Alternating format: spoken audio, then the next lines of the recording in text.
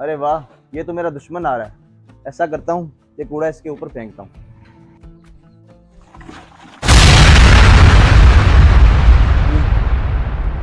या अल्लाह तेरा शुक्र है।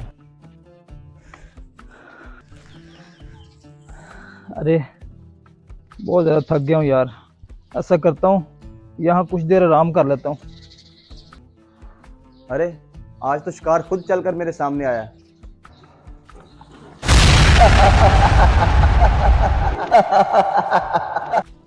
भाईजान, शुबान नजर नहीं आ रहा। भाई वो बहुत बीमार है और वो अपने घर में है। जी अंकल। बेटा शुबान है? जी अंकल ऊपर है, उनकी तबीयत खराब है। मैंने उनसे मिलना था। आज ऊपर कोई बात नहीं भाई, आप ठीक हो जाएंगे। भाई कैसी है आपकी तबीयत?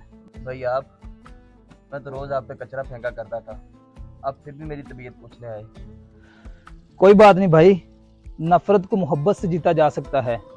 और वैसे भी हम उस नबी की उम्मत से हैं जिसने मोहब्बत से दुश्मनों के दिल भी जीत लिए। भाई मुझे माफ कर दो, मैं अपने किए पे बहुत शर्मिंदा हूँ। अगर आपको ये मैसेज अच्छा लगा हो तो वीडियो को शेयर लाजमी करें।